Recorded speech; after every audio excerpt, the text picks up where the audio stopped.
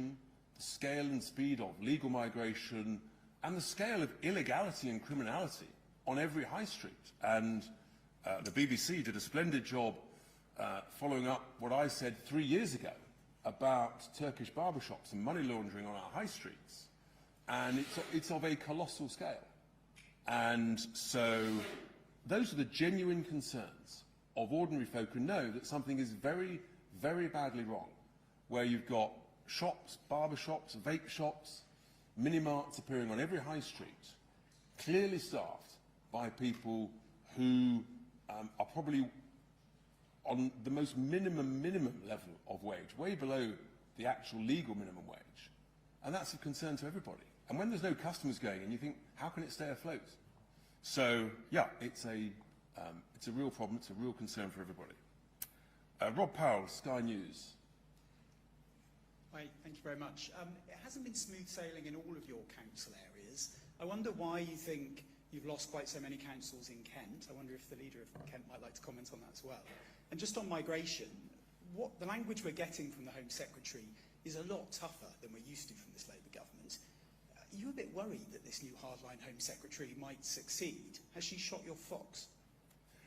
Thank you. So look, with regard to councillors, look, councillors come and go. We've welcomed lots of defections to reform from all over the place.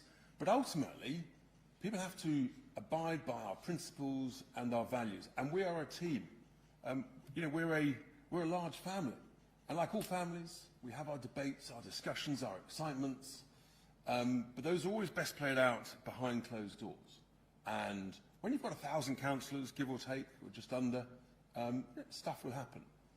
But when you look at the results we're getting, as I mentioned last Thursday and week in, week out, I think the voters are speaking at the ballot box. They want more reform, not less reform. With regard to the Home Secretary, we wish her well on behalf of the country. Migration, illegal migration, is the #1 concern, without question. Has she shot our fox? No, far from it. What we've done is we've essentially become the mainstream of the debate, and they're all trying to play catch-up.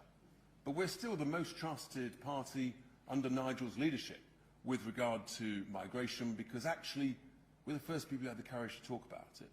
And I think we've got a track record of, you know, being seen to do what we say and have confidence. So there's a long way to go. The people would love the Home Secretary to deliver what she's talked about. But when she's already been attacked by her own side, more than by us, you know she's got a problem. Martin Beck for the Daily Mail. Thank you, Richard.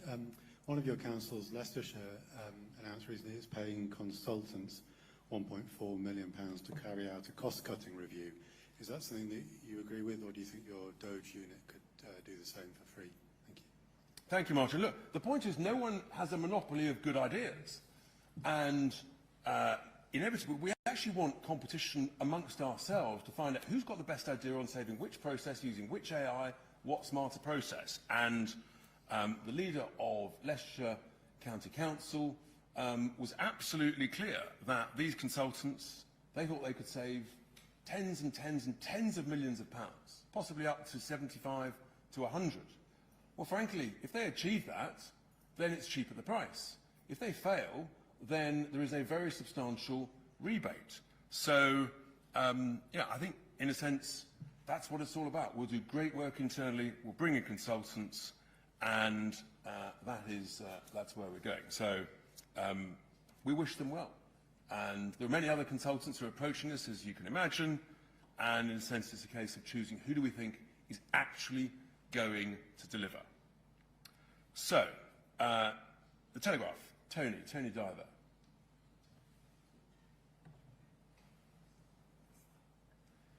Thank you, Richard. Tony Dive from the Telegraph. Can I ask you a bit more about this point that you made on parents who are trying to dodge VAT on private schools by having their children signed up as SEND? Can you just explain exactly how that works? And do you think there should be consequences for solicitors who participate in that? And can I just ask one more on the immigration, just really directly, will Reform UK vote for these proposals if they're tabled in the House? Will you give them your votes? So look, this is what happens when, you know, smart people will find a way around daft legislation. And this is the inevitable consequences of Labour's absurd policy of charging VAT on independent school fees. It's raising the square root of not a lot, and now actually it turns out it's costing vast, vast amounts. So the best thing the Labour government could do, alongside other reforms to send, is to scrap VAT on school fees, which is it's not generating anything. It's imposing greater pressure on schools and greater pressure on the SEND system. Look, with regard to the Home Secretary's proposals, let's see what is brought forward. I mean, who knows? She might need our support to get it through. Christian Calgi from the Express. Hi, Richard. Very simply, does Reform agree with the latest announcement we heard this morning from the Home Secretary over plans to nick watches and jewellery and heirlooms from migrants who arrive illegally? Yes, I mean, I don't know whether that's been properly reported or what. I think what people's overriding concern is if someone can pay a couple of £1,000s to a people smuggler to get a boat to enter this country illegally, I mean, bluntly, why should the British taxpayer pay any legal aid to them? You know, they've broken into the country. If they've got the money to pay a people smuggler, well, then they can find a friendly lawyer or a nice charity who will do the work for them. Why should the taxpayer pay? It's not right. It's costing us an absolute fortune, and it's the most needy in British society who suffer the consequences. Ted Hennessy, PA. Hello. What can reform do to tackle what you describe as the colossal overdiagnosis of children with conditions such as ADHD? Yeah, thank you. So, from the experts and the teachers that I've spoken to, and the officers, the best thing to do actually is to push it, almost all of it, back to the schools. The schools know best, the teachers know best, and to stop labelling people. Just say, you need a bit of extra support. You might need a bit of extra time. You've got to the mad situation now where children who don't have any form of label are now starting to feel left out. They're feeling that, in inverted commas, they're the normal minority. This is insane. And that it's becoming a sort of school joke. And I'll just raise one more point. The sight of children in classes wearing ear defenders, I'm sorry. This is just insane. It's got to stop. The teachers want it to stop. The heads want it to stop. It's not the right way forwards.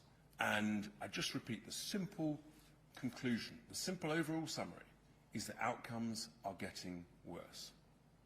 And there's in a sense, the reason why a trial is probably the right way to go is actually, given where it's got to, much better to try something for a year, 18 months, see what's working and what needs tweaking, than take ever more years before coming up what you think is the perfect legislation. And that's our offer to the government. Noah Keat at Politico. Thank you very much. Along with SEND, clearly another huge part of any council's expenditure is social care. How optimistic are you about the Louise Casey Commission on adult social care being effective and being successful? Clearly there have been some cross-party talks at a national level. Do you think they can work and go any further, or will, like lots of these cases, it get kicked down the road? We're not in favour of kicking anything down the road, and we're delighted to work on a cross-party basis, seeing the experiences that we're having in our 12 councils, and we're working with new providers, different providers who think they can provide a better service in a different way, more cost effectively, and in a sense, the beneficiaries are those most in need. And that's why governments mustn't kick it down the road. Try things, do things differently, welcome new ideas, changes to practice, smarter processes. All these things are what's needed, and I think what voters want. They don't want things kicked down the road. Lucy White, Bloomberg. Thanks, Richard.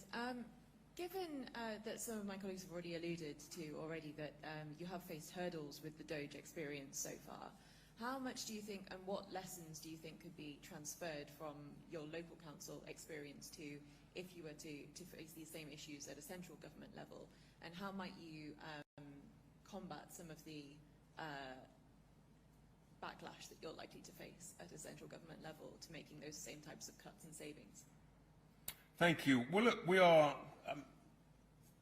at all stages in life, we never stop learning, and we should have the courage to accept that. And we're learning those who are being enormously helpful and those who might have a little more sort of, shall I call it, questions. That's fine. And I think that as we keep making progress, if we do what we're intending to do, which is provide better service, better value, then more voters will vote for us, and ultimately a general election that we intend to win and win big, then all of those in the public sector need to recognise that's the will of the people. And we can't carry on like this. I mean, I talked earlier about councils going bust. The country is going bust. We've got no GDP growth. We've borrowed 100 billion in 6 months. The bond market's pretty upset last Friday when they realised that the Chancellor has not a clue what she's doing and how to create growth and how to stop spending. So I would say to everybody in the public sector, actually reform is needed, change is needed, work with us, let's deliver that, let's use smarter processes, let's use the excitements of AI, and we can deliver better value and get this country and this economy growing again. We all remember 2.5%, 3.5% 20, 30 years ago. We can do that again. Otherwise, it's not looking good. Tim Stanley, the Daily Tea. Oh, that's not my copy. Jennifer Williams. Hi. Hello. Two microphones. It's like I'm giving the press conference, isn't it? On immigration, Thatcher said that the best tribute to her was Tony Blair. Is the Home Secretary a tribute to reform? And on local government, we know that we are where we are because of austerity, right? Because of cuts made by the coalition government, by people like Danny Kruger over there, that starved local government of money, and also because there were restrictions placed upon their ability to raise tax. So, given your experience of local government, given you can see the squeeze on things like social care, will you repudiate austerity economics? And if you're elected to national government, will you do the obvious thing and give more money to local government to help them to look after their people? So, with regard to your first point, look, ultimately, let's see what the Home Secretary delivers. But, you know, copying is the greatest form of flattery. And we like to lead fashion, we don't follow it. And I think that's what the Home Secretary is doing. With regard to the councils, absolutely the opposite of your diagnosis, which is totally fundamentally flawed. It is just the callous waste of money on processes and things and reports and reviews and assessments that are not needed. It is the issue of gold-plated defined benefit pension schemes that we have to have an open, honest discussion about for future employees. You know, we're in danger of the whole UK economy becoming an unfunded pension liability with flaps. We just don't need to do a whole bunch of stuff that is being done. And that's how you make progress in the private sector, when you eradicate unnecessary processes, unnecessary cost centres, then all of a sudden you find actually you don't need to charge as much for a better product. And just imagine if we could go back to weekly bin collections. Instead, we hear from councils that they've got to put out they've got to do new food collections with a new different bin, which may well require a different lorry, at the tune of hundreds of millions of pounds. Is that going to improve our bin collections? I'm not really sure. So it's like the enhanced packaging tax this November. It's absurd. It's totally unnecessary. All of these things, scale it back, do what needs to be done, and do it well, do it properly. So I hear the question, but your diagnosis is 100% wrong. Jennifer Williams, the Financial Times. Hello, thanks. On SEND, I wondered if you could just provide a bit more detail about what reform would do to reduce the overdiagnosis of conditions like neurodivergence? And would that include repealing national legislation that has sort of helped lead to an increase in ECHPs? And on local government more broadly, you said that this is not a dictatorship in terms of reform, but you have also listed quite a few examples where you've personally intervened on financial decisions at council level. So who's actually politically running these councils? Is it the leaders or is it you? Thanks. Thank you. So, with regard to EHCPs and things, yes, we're recommending to the government that the legal requirement by statute to carry out an annual review of EHCPs is unnecessary. It's $2 to $4 grand a pop, and it's consuming so much time and not providing any extra benefit in the vast majority of cases to the youngster, to the child. And I'm advised by the experts, once every key stage is, as a general rule, is enough. And that's why I say, look, to the government, accept our offer, do a cross-party trial basis and see what works. And I think we've got to have the courage to say, trust our teachers in the schools more. In a sense, it's sort of devolving the responsibility and power to those in the classroom and their seniors, as opposed to what you've got at the moment is a very adversarial relationship between the parent and the council and then the teachers and the psychologists. We don't need this adversarial relationship. Make it a partnership at the classroom level is what I would say. With regard to my own input, look, it's called experience, wisdom, advice, and when my advice is sought, I'm delighted to give it, and when people think they know best, that's absolutely fine too. But I have got sort of, crikey, 40 years of experience in real estate, so I'm not surprised when one or two people pick up the phone and say, Richard, do you think this is a good deal or a bad deal? And if it's a good deal, great. If it's a bad deal, I'll say so. So, thank you. Peter Walker, The Guardian. Richard, seeing as we had so many questions about councils, can I ask about something else? The new head of your student organisation, the former academic Matthew Goodwin, has argued repeatedly on X that people from minority ethnic backgrounds are not necessarily British. He's defended this to us and said he completely stands by that point of view. This is a sort of view which was normally associated with the far right. Nigel has had a very close firewall on people and views of the far right, keeping out of his organisations. Has that now gone, or do you agree with Matthew? I just think your assessment is completely wrong. Matthew is putting out some really important messaging. You may or may not agree with all of it, any of it, or none of it. But that's the joy of free speech, that's the joy of challenge. And the very fact that reform has moved the whole debate on illegal immigration, legal immigration, shows that actually we're in touch with the wishes of the people. I know people have sort of all these sort of smear labels. I just think the message from the voters, voting for us in record numbers, tells a story. People have had enough of their hospitality, their generosity being ripped off and abused. So do you agree with Matthew? I can agree with Matthew on lots of things. Life would be boring if you agreed with absolutely everything. What would we talk about? But that takes me to last, but definitely not least, from the Mirror, my friends at the Mirror, Sophie Huskisson. Hi, thank you, Richard. So I just wanted to pick up in your speech where you spoke about someone you knew in their 20s being labelled and getting medication. You were worried they'd be on medication for life. Obviously, I don't know the specifics of what you're talking about there, but I just wondered if you could set out your position on maybe, was it children with SEND that you were referring to, having medication. And a second, if I may, since last. YouGov polling last week found 60% of people in Britain support net zero policies. Do you admit that reform's plans to scrap net zero are not in line with what the public wants? So, with regard to the individual case I mentioned, if someone's being really successful, they've gone all the way through school, and in a sense they've benefited from the extra support in the classroom that I touched on just now, to then be told you've got a problem in your 20s, which requires medication, and that might be for the long term, you start to question, what's going on here? Is it the vested interest of the pharma companies? Is it the vested interest of the psychologists wanting more work? I mean, this is a successful young individual. It's beyond me.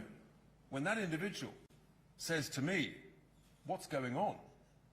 I mean, it cuts pretty deep. And I'm thinking, well, if that's just one example, and then you're hearing of children, and I mustn't generalize. There are cases where it is appropriate. I just feel that there's an overdiagnosis, there's an over-medication, and we have to ask deep, searching questions on what's going on here.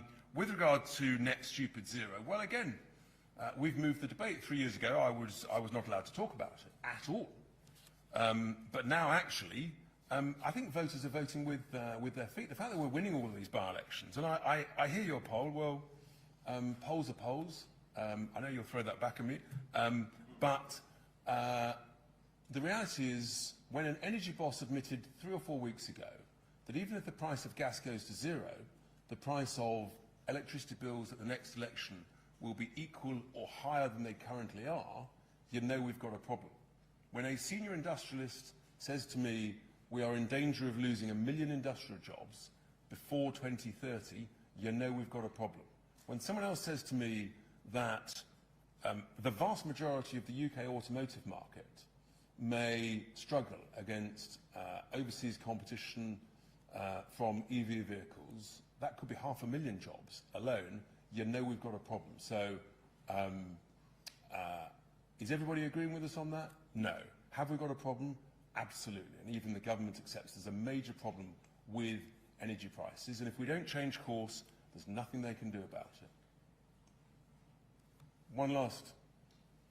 Thank you, Mr. Tice, for taking my question. Benji High with LBC. You've been quoted recently as saying the whole point of DOGE is about the philosophy of saving money. I'm just wondering how much of this is optics, press conferences and backdrops and such, versus hard graft. Have you actually carried out audit work on reforms councils? Do you have a data sharing arrangement with Kent, for instance? And secondly, we've been speaking to one of the Kent councillors who was suspended in the wake of that leaked call. He's called the local party leadership toxic. LBC has uncovered numerous examples of reform councillors using a choice language on social media. I'm just wondering whether this vision that you're trying to sell is already tainted. Far from it. I think what we've shown today is that we're making great progress. I mean, we've identified on the pensions issue something that no one else has talked about because we're just smarter and better. And, I mean, we don't spend all week doing press conferences. I can tell you, this great team and everybody else, the work that is going on, it's truly humbling, actually. It's 24/7. When I message people at 5:30 in the morning, the amount of times I get a rapid reply and the expertise we've got, so across the board, we're making great progress. And DOGE is a philosophy of saving money that I say to all of our councillors, any brilliant idea that you can have to help save money, that is what we've got to do. And with regard to those who've left our family, it's probably not surprising they might have different views and words, and that's fine. That's the nature of it. Politics, it has its joys, its excitements, and occasionally a bit of rough language. You experienced that on the football pitch as well. Thank you very much, everybody. Thanks for being here.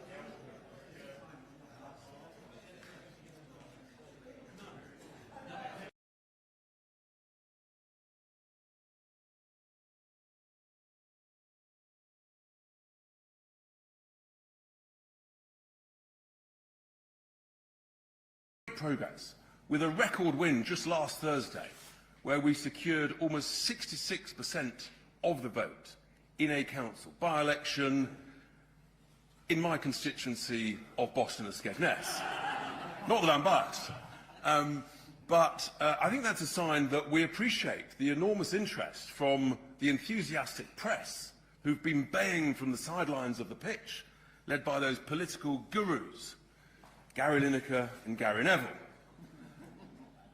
But actually, you can see how this scrutiny, this accountability, we've got no problems with that. We welcome it, as Stephen indicated earlier. We said when we campaigned for these elections that we would stand on a platform of saving money, cutting waste, and identifying major issues. And today I'm going to be pretty candid with you. About 1 in 5 of all councils, not ours, but of all councils, are in extreme financial support.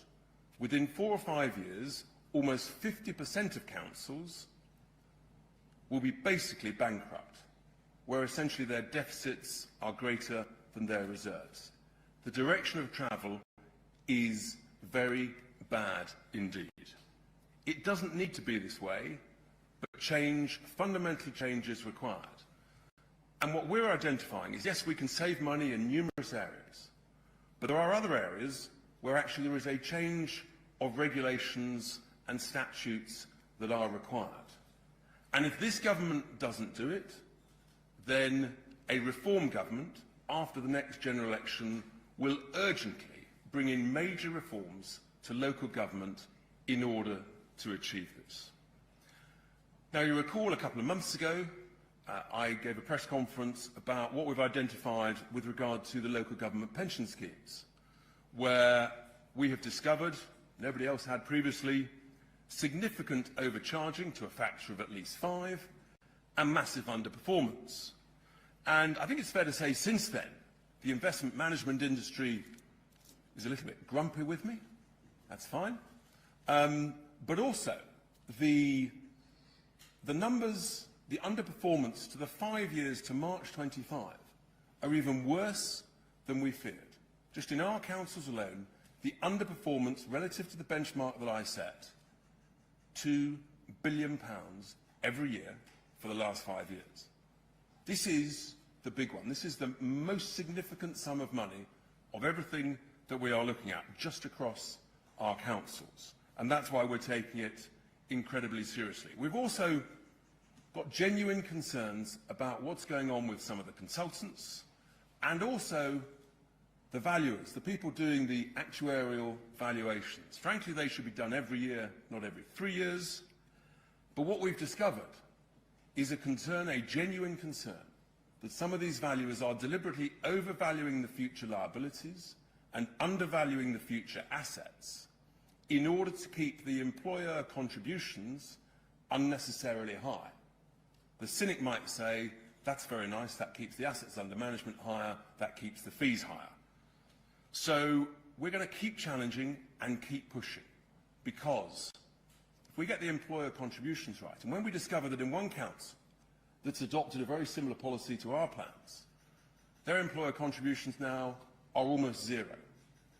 And when we discover that another very well-run council pension fund, I talked about getting fees down to 10, 11 basis points, to discover that actually one is doing better than that down at 4 or 5, why on earth the investment management industry thinks it's acceptable to justify 50 basis points or half of 1%, that beats me. So pensions is a huge one, and we are addressing that very, very seriously. Now, the second item I want to cover is the savings that we've got stuck into. And some of you have reported this morning, we've identified and starting to achieve savings of well over £300 million that we've identified and secured so far. Now, some of those are into the future, some of them are quite long, and I personally have been involved in a couple of those negotiations. We said we didn't accept one of the waste contracts that was proposed, despite the recommendations from officers, and a few weeks later we've secured a long-term reduction of over £70 million. Being a real estate guy, I'm taking particular interest in some of the property stuff, and when our councillors are being essentially sort of gently bullied by officers to say you've got to do this property deal, which could cost 30, 40, 50 million quid, And they gave me a buzz, and I went rushed up to look at it. I said, under no circumstances should you do that deal. That's the sort of real world, real experience that we are bringing to this space. Whether it's IT contracts that don't need to have 11-year notice periods when you could achieve 3 to 6 month notice periods, and the like. We're making major renegotiations as contracts come up for renewal. Potholes are incredibly important. 136,000 potholes later, we're very pleased with progress. And that has a real impact, for example, on reducing the claims that councils are starting to pay. So we're making good progress, but there's a huge amount more to do. Some councils have resurfaced or repatched 500,000 square metres of roads and parks. So we are making significant progress. And we're discovering stuff all the time. When we discover that some charities and community interest companies almost have like a free range as to draw down under some framework agreement, 500,000 here, 1 million there, with almost no accountability, no approval process, no responsibility, we're saying, what's going on? Stop. Which brings you on to a thing called delegated powers. We're finding some officers, they have these large delegated powers, £1 million plus, and they sort of view councillors as like cherries on the cake, just be sort of waved at and patted on the head occasionally. That is not acceptable. We are negotiating hard on behalf of the taxpayer. And the third key item I want to raise this morning is the really important and difficult issue of SEND, special educational needs and disabilities for children. This is actually, it goes to the core of who we are, and actually for me, it's also quite personal. A very dear friend of mine who had not one but 2 children in a wheelchair, the struggles that he had and his wife to secure the provision that they obviously needed was extraordinary. And in my own extended family, young lad at primary school, told he would need a bit of extra support, and he got that at school. He was never going to be an Oxbridge candidate. Didn't go to uni, he's done brilliantly, fantastic job, doing well. To be told by a psychologist in your early 20s that you've got a problem, that you're labelled, that you need to take medication, is frankly, and that medication might be for the long term. I think that's outrageous. And what is going on is that SEND is in crisis. And I've been specifically asked by council officers, directors of services, to tell it as it is. We all want the very best provision for the most deserving. I reiterate that absolutely. But there is a crisis of overdiagnosis of children with neurodiverse issues. And you can come up with all sorts of new labels.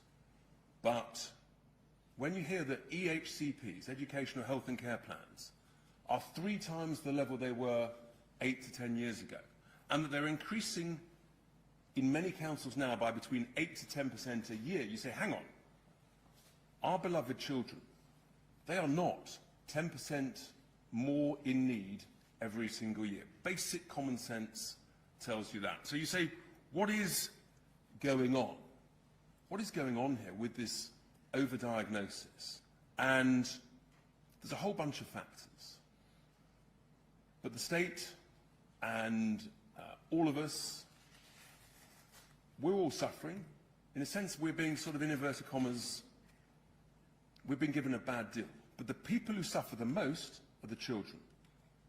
Since the Children and Families Act 2014, well-intentioned, we've no doubt, outcomes have got worse, in particular for the most needy. Think about that. 10 billion a year and counting and rising, and your outcomes are getting worse. And you get a situation where, in a sense, you've got taxi firms making off like bandits. I discovered a taxi firm, not in one of our councils, with a 4.2 million contract and only 10 drivers, apparently. Nice work if you can get it. Or they're not telling the truth. When you've got educational therapists and psychologists, they're doing so much reviews and assessments and reports. They actually haven't got time to do the intervention and the thought and the support and the therapy. That's coming from the Association of Directors of Children's Services. You know, this is seriously going wrong. And the government has announced a supposed white paper, but it has been delayed and the can has been kicked down the road. And one of the key issues here is these EHCPs. Middle-class parents are playing the game. In order to save the VAT on independent school fees, if you get an EHCP, you don't pay the VAT. So they're employing solicitors in order to file their claims. You've got other parents. If you get an EHCP, you qualify for PIP, which qualifies you for a motability vehicle. 3 years free insurance, servicing and recovery. That sits on the drive.